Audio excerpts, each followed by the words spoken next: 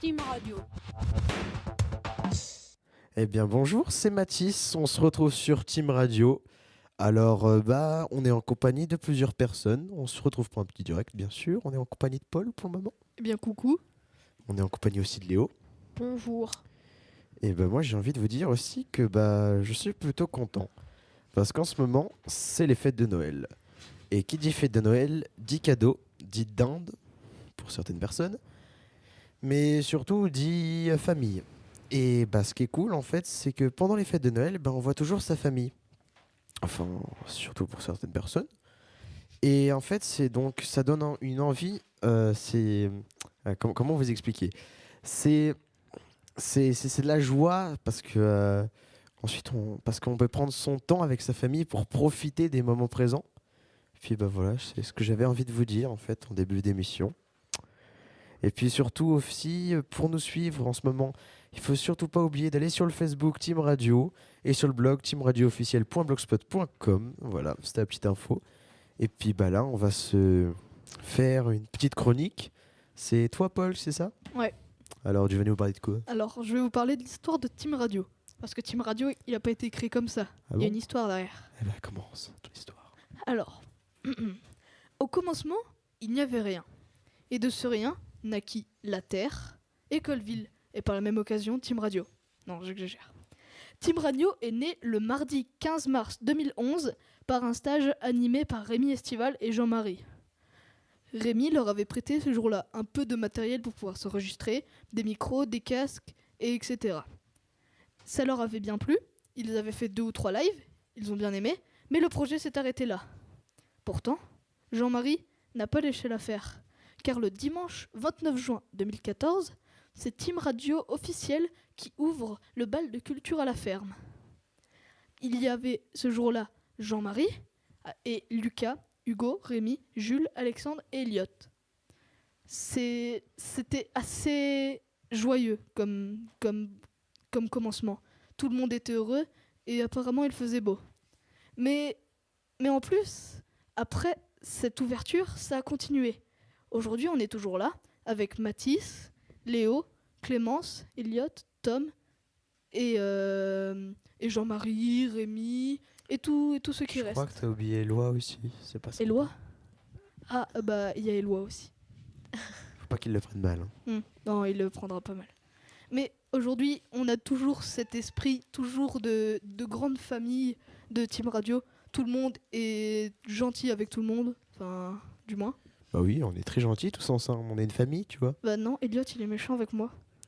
Faut pas prendre ton cas en général, Paul. Oui. Aujourd'hui, on a toujours les mêmes micros que depuis toujours. C'est ça. On a toujours les mêmes casques, toujours le même matériel. Mais personne ne se plaint. On est toujours heureux, on est toujours bien, on est toujours serein. C'est ce qu'on fait Et- croire. Et c'est ce qui nous pousse à continuer. Et Voilà. C'était une fin très très belle, Paul. Franchement, ça m'a ému, tu vois. Je Merci. suis sûr que JM était mieux aussi. Ouais, il s'en fout totalement. Ok, du coup, tout de suite, je propose de lancer une petite musique. On va lancer Omi, Cheerleader. Parce que ça fait longtemps qu'on l'a pas écouté. C'est une musique de l'été. Pendant cet hiver, ça peut être cool. Donc j'ai envie de vous dire à tout de suite.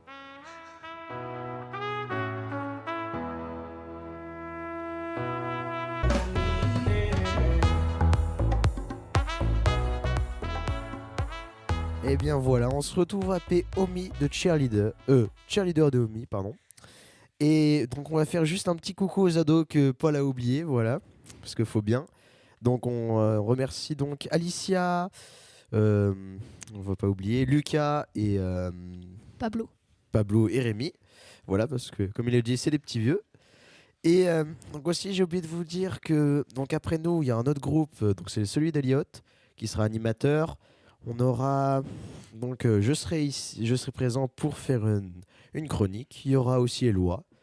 Et puis il y aura Paul peut-être qui fera un petit retour, un comeback.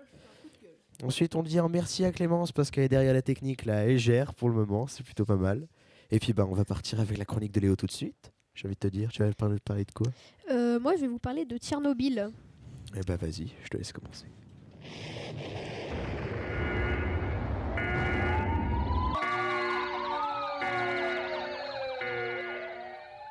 Tchernobyl et Pripyat débarquent maintenant dans la chronique de Léo sur Team Radio.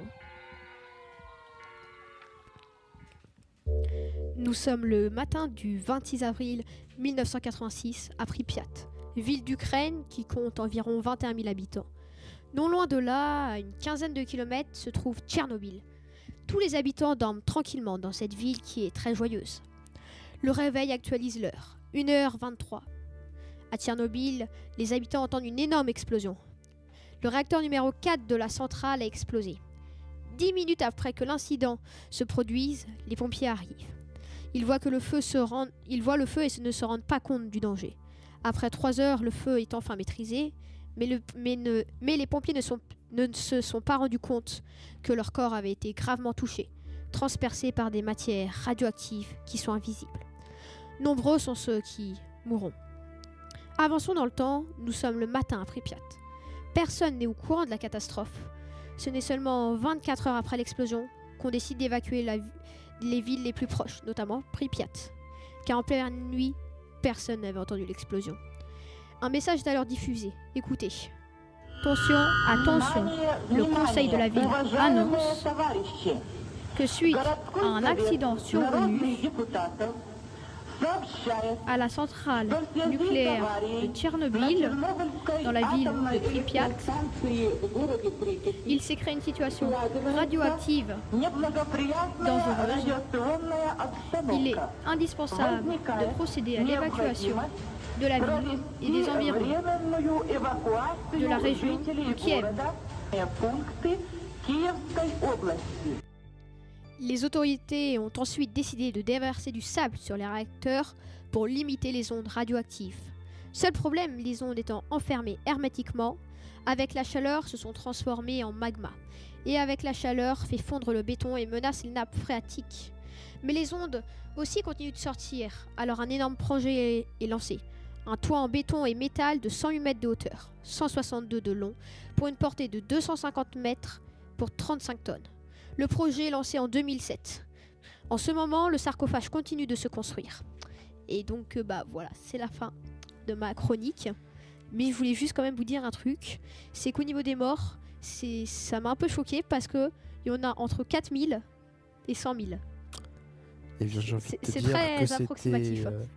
c'était assez triste comme chronique. C'est assez, en plus avec cette musique de tapis là qui est assez stressante, j'ai envie de te dire. Mais en tout cas, je trouve que ta chronique c'était intéressant parce que ça, comment te dire, ça, c'est pas, on n'a pas l'habitude d'entendre ça à la radio. C'est un sujet qui est pas tout à fait abordable, donc c'est impressionnant que tu l'aies fait. Et puis là, du coup, je pense qu'on a terminé. Nous, on va devoir le rendre l'antenne à Elliot. Et donc on les retrouve tout de suite avec moi, un petit peu de Paul et Eloi et Elliot bien sûr. Et puis on va se lancer une petite musique en attendant. Donc de Robin Schulz, Sugar.